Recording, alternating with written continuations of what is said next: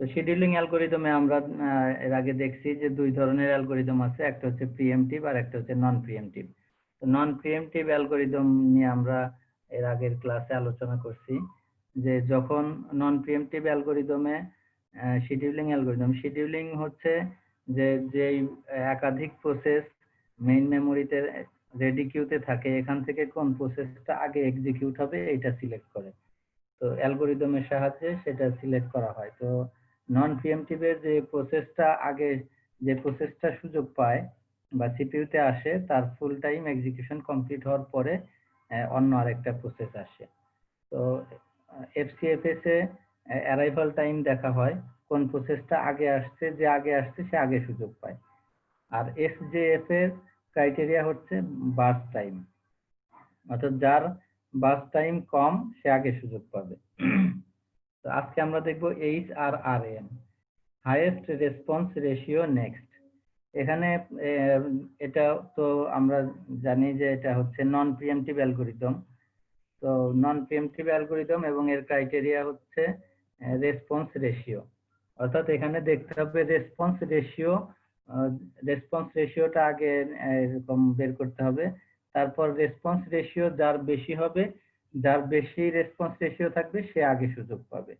এখানে একটা কথা এর আগেও বারবার বলছি যে যদি একটাই প্রসেস থাকে রেডি কিউতে, তখন কিন্তু আর এই অ্যালগরিদম বা এই কম্পেয়ারিং এর কোনো সুযোগ নাই, যে একটাই প্রসেস আছে সে আসবে।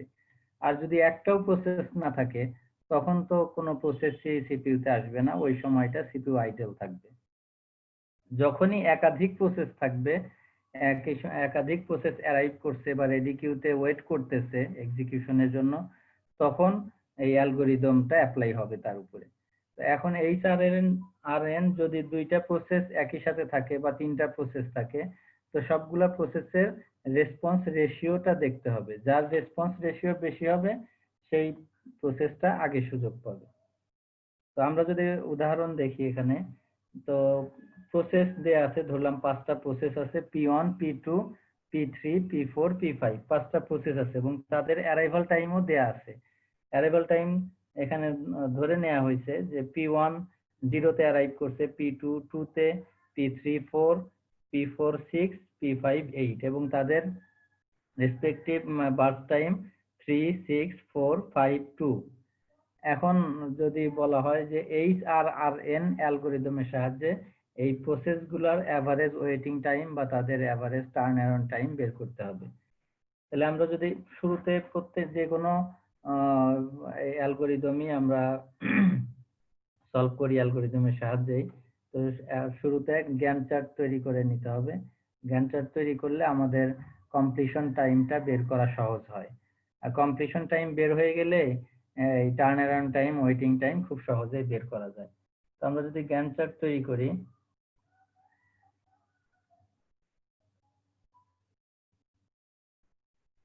সিপিইউ এর এক্সিকিউশন শুরু হয় সব জিরো থেকে।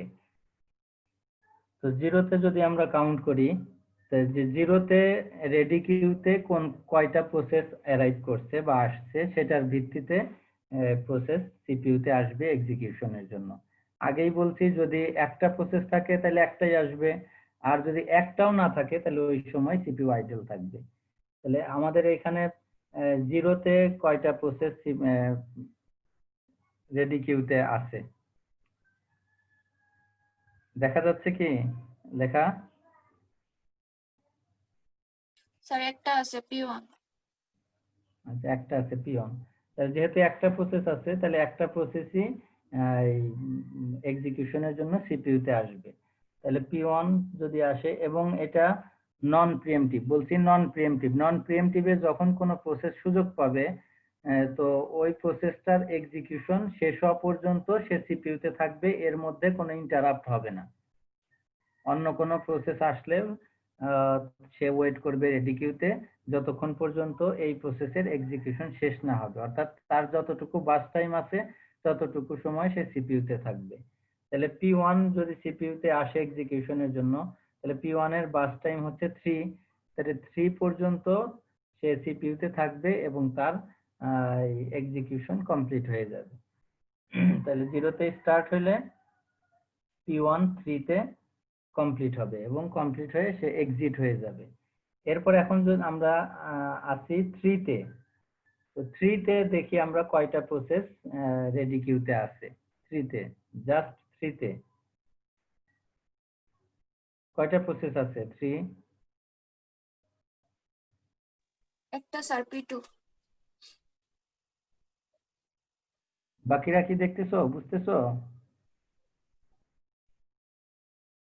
জি স্যার। আচ্ছা, তাহলে P3 P2 আসবে, একটাই প্রসেস আছে P2, কারণ এখানে অ্যারাইভাল টাইম P2 এর অ্যারাইভাল টাইম হচ্ছে 2 আর P3 এর অ্যারাইভাল টাইম হচ্ছে 4, তার মানে সে 4 ন্যানো সেকেন্ডের সময় সে রেডি কিউতে আসবে বা আসছে। সুতরাং এই 3 সময় সে রেডি কিউতে আসেইনি, তো একটাই আছে, সেটা হচ্ছে P2। তাহলে P2 সিপিইউ তে আসবে এবং তার এক্সিকিউশন কমপ্লিট হবে। P2 এর বার্স্ট টাইম হচ্ছে 6, তাহলে 3 তে যদি স্টার্ট হয় তার এক্সিকিউশন, তাহলে আরো 6 ন্যানো সেকেন্ড সে থাকবে। সুতরাং 9 এ P2 এর এক্সিকিউশন কমপ্লিট হবে, অর্থাৎ 9 এ সে এক্সিট হয়ে যাবে। এখন 9 ন্যানো সেকেন্ডে আমরা দেখি কয়টা প্রসেস রেডি কিউতে আছে 9 এর ক্ষেত্রে। 9 রেসপন্স করো, 9 এ কয়টা প্রসেস আছে রেডি কিউতে? গৌরব? জি স্যার। 3টা স্যার। কয়টা? গৌরব কি? জি স্যার। স্যার কোশ্চেন বুঝছো? স্যার P3 তে হ্যাঁ, তুমি কি ক্লাসে আছো?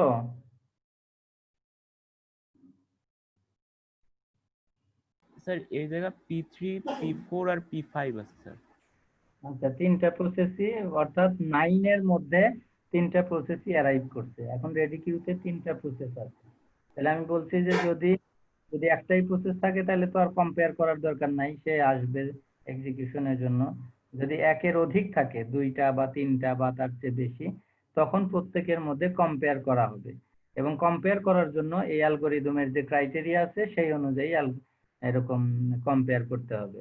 তো আমাদের যে এখন যে অ্যালগরিদমটা আমরা দেখতেছি এটা হচ্ছে হাইয়েস্ট রেসপন্স রেশিও। কার রেসপন্স, কোন প্রসেসের রেসপন্স রেশিওটা বেশি, সে আগে সুযোগ পাবে। এখন আমরা আগে দেখি রেসপন্স রেশিওটা কি। রেসপন্স রেশিও হচ্ছে আর দিয়ে যদি আমরা ইয়া করি, response ratio equal to W plus S divided by S। এখানে W টা হচ্ছে ওয়েটিং টাইম,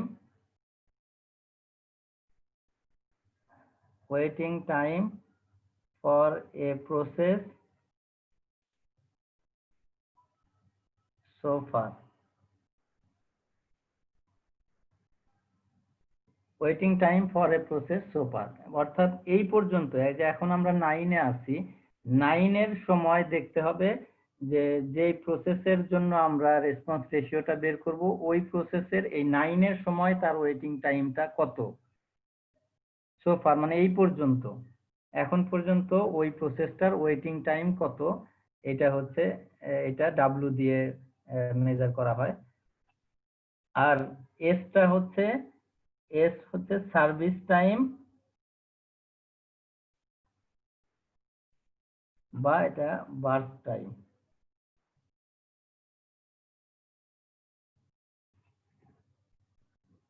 সার্ভিস টাইম অথবা বার্স্ট টাইম।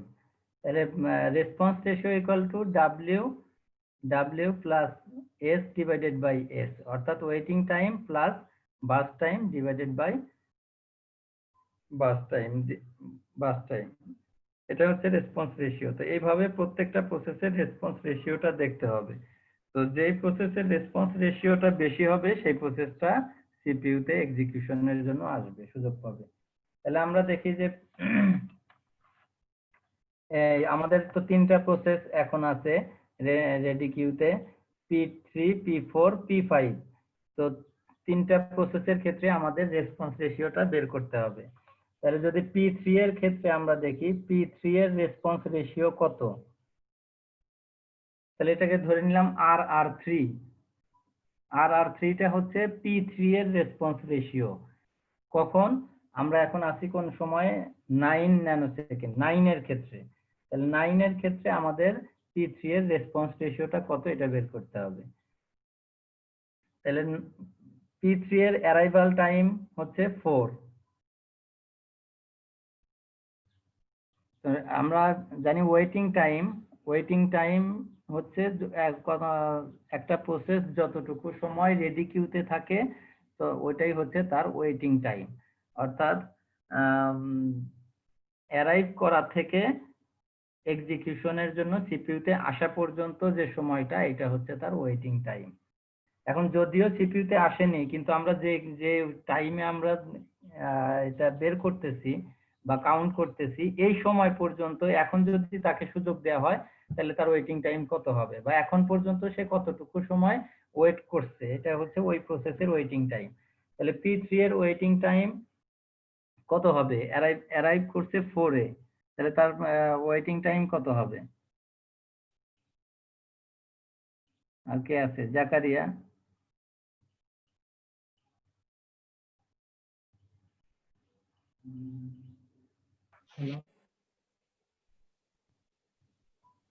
হ্যাঁ বলো, P3 এর ওয়েটিং টাইমটা কত হবে এখন?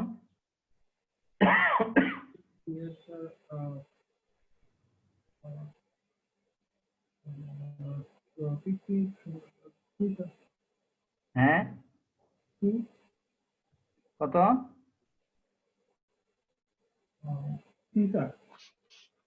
3? জি স্যার। কিভাবে 3?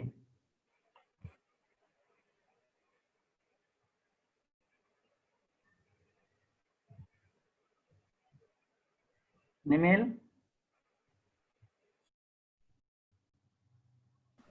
জি স্যার।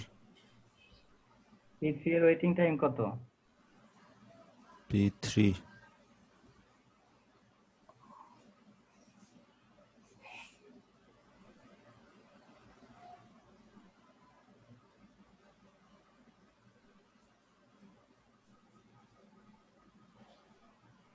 আর কেউ? 0 হওয়ার কথা তো স্যার। 0 হওয়ার কথা কেন? অ্যারাইভেল টাইম বাস টাইম তো সমান স্যার। আমি কি বাস টাইমের কথা বলছি? একটু ভালো করে খেয়াল করো। স্যার 5 হবে স্যার। ওয়েটিং টাইমটা হচ্ছে একটা প্রসেস যখন অ্যারাইভ করছে, অর্থাৎ রেডি কিউতে আসছে, অ্যারাইভাল টাইম থেকে নিয়ে যখন সে সিপিইউতে এক্সিকিউশনের জন্য আসবে, এই সময় পর্যন্ত মাঝখানে যে ডিফারেন্সটা, এই ডিফারেন্সটা হচ্ছে ওয়েটিং টাইম। সে অ্যারাইভ করছে 4 এ, আর এখনো কিন্তু সে সিপিইউতে আসেনি। আমরা 9 এর সময় আমরা তার ওয়েটিং টাইমটা আমরা বের করতেছি 9 এর সময়। এখন পর্যন্ত সে সিপিইউতে আসেনি। তাহলে 9 এর সময় তার ওয়েটিং টাইম কত হয়েছে এই পর্যন্ত? আসছে 4 এ, এখন হয়ে গেছে 9। তাহলে তাহলে 5 এইটুকু স্যার। একদম সিম্পল বিষয়। যখন অ্যারাইভ করছে তখন থেকে যখন আমরা কাউন্ট করতেছি এই সময় পর্যন্ত যে যে ডিফারেন্সটা, এটাই হচ্ছে তার ওয়েটিং টাইম। আমরা দেখতে কাউন্ট করতেছি কখন? 9 এর সময়। তাহলে এখন পর্যন্ত সে কতটুকু সময় ওয়েট করছে? সে আসছে 4 এ, তাহলে এখন হয়ে গেছে 9। তাহলে মাঝখানে কতটুকু সময় সে রেডি কিউতে ছিল? 4, 9 minus 4 equal to 5। তার ওয়েটিং টাইম এই পর্যন্ত, তার ওয়েটিং টাইম হচ্ছে 5। তাহলে রেসপন্স রেশিওটা বলছিলাম, response ratio equal two waiting time plus burst time. তাহলে ওয়েটিং টাইম পাওয়া গেল 5, আর তার বার্স্ট টাইম কত? বার্স্ট টাইমটা হচ্ছে 4। তাহলে 5 প্লাস 4 ডিভাইডেড বাই 4, এটা হবে তার রেসপন্স রেশিও। অর্থাৎ 9 ডিভাইডেড বাই 4 কত হয়?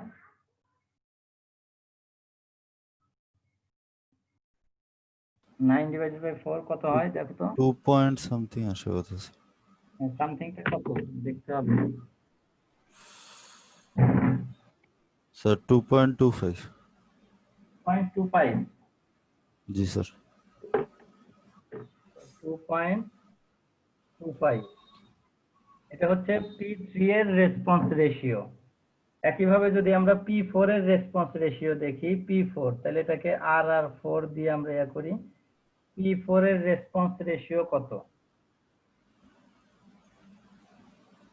P4 এর রেসপন্স রেশিও কত হবে? 3 plus 6 P4 আসছে কখন? অ্যারাইভ করছে হচ্ছে 6 এ, আর আমরা এখন 6 কাউন্ট করতেছি 9 এ। তাহলে 9 মাইনাস 6 কত? 3 3 প্লাস তার বাস টাইম plus হচ্ছে 5 5।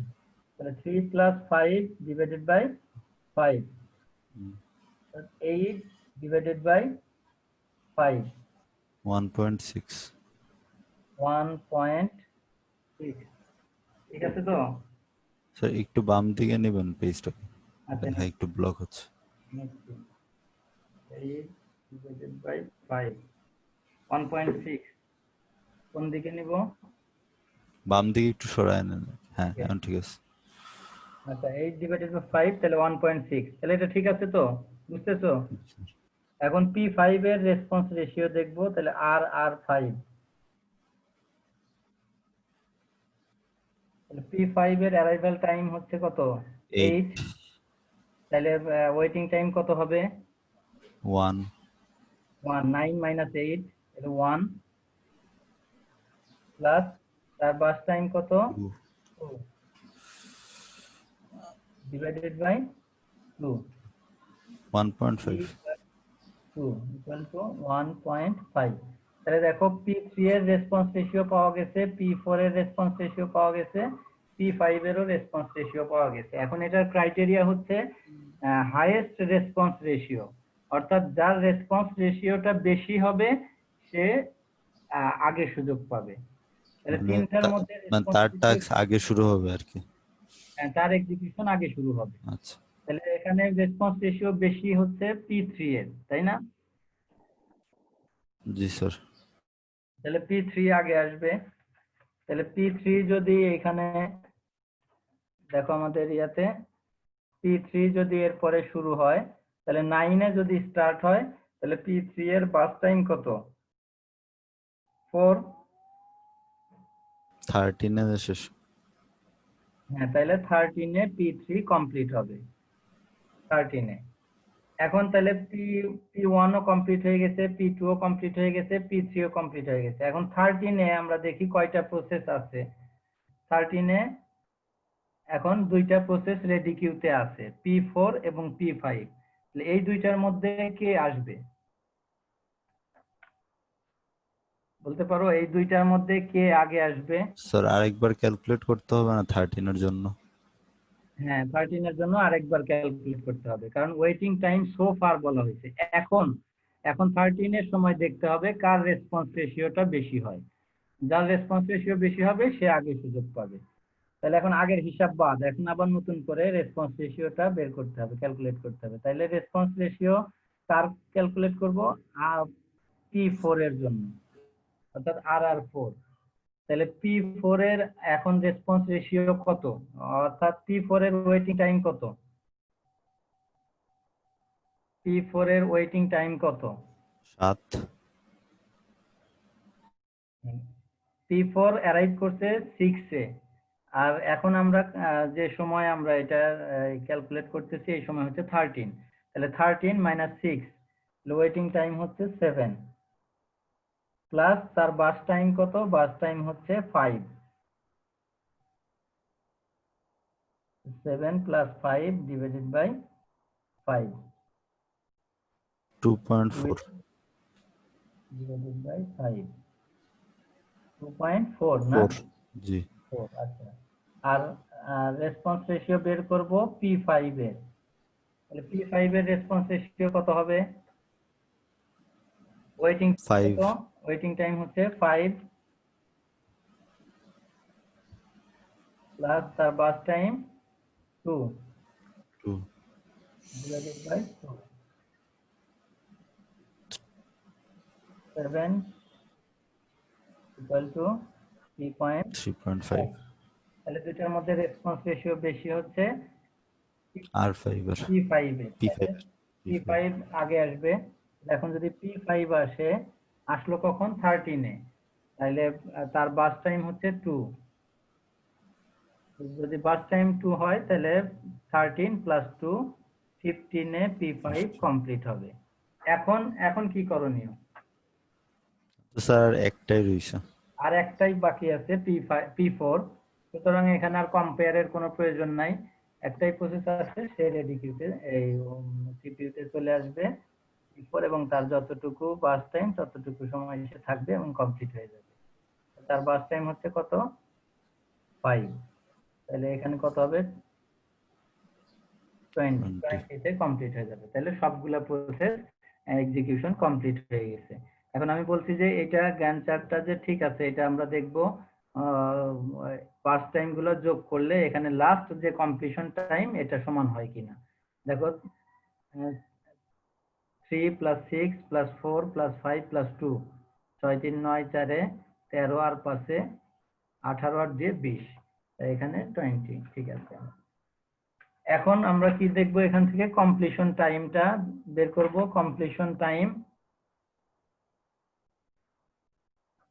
কমপ্লিশন টাইমটা এটা একদম ইজি, যে প্রসেসটার স্টার্টিং টাইম হচ্ছে বাম দিকেরটা হচ্ছে তার স্টার্টিং টাইম, আর তার ডান দিকেরটা হচ্ছে তার কমপ্লিশন টাইম। প্রত্যেকটা প্রসেসের বাম দিকেরটা হচ্ছে স্টার্টিং টাইম, আর ডান দিকেরটা হচ্ছে তার কমপ্লিশন টাইম। তাহলে P1 এর কমপ্লিশন টাইম কত? 3। P1 3 তে কমপ্লিট হয়েছে। P2 6। কি 6? আচ্ছা 9-এ কমপ্লিট হয়েছে। 9 এ কমপ্লিট হয়েছে। P3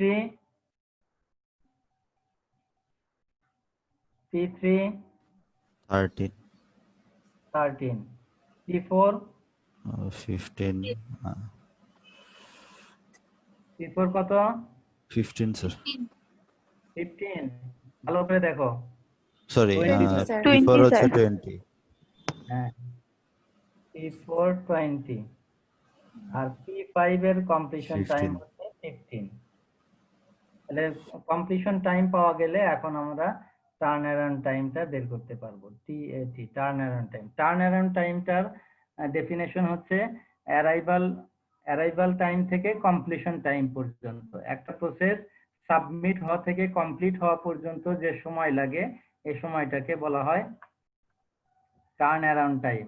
অর্থাৎ যখন সাবমিট হয়েছে, অর্থাৎ অ্যারাইভ করা থেকে নিয়ে তার কমপ্লিট হওয়া পর্যন্ত যে সময়টা পুরাটাই হচ্ছে তার টার্ন অ্যারাউন্ড টাইম। আর ওয়েটিং টাইম হচ্ছে যতটুকু সময় সে রেডি কিউতে ছিল এই সময়টা হচ্ছে তার ওয়েটিং টাইম। তাহলে টার্ন অ্যারাউন্ড টাইম থেকে বাস টাইমটা বাদ দিলে ওয়েটিং টাইম পাওয়া যায়। আর টার্ন অ্যারাউন্ড টাইমটা হচ্ছে অ্যারাইভাল টাইম, কমপ্লিশন টাইম থেকে তার অ্যারাইভাল টাইমটা বাদ দিলে টার্ন অ্যারাউন্ড টাইম পাওয়া যায়। তাহলে turn around time equal to TAT equal to CT minus AT, অর্থাৎ completion time minus arrival time. তাহলে P1 এর টার্ন অ্যারাউন্ড টাইম কত হবে? কমপ্লিশন টাইম হচ্ছে 3 আর অ্যারাইভাল টাইম 0, তার টার্ন অ্যারাউন্ড টাইম হচ্ছে 3।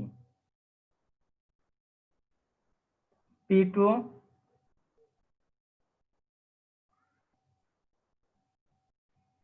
7। 7। P3 9। 9 9। P4 14। 14।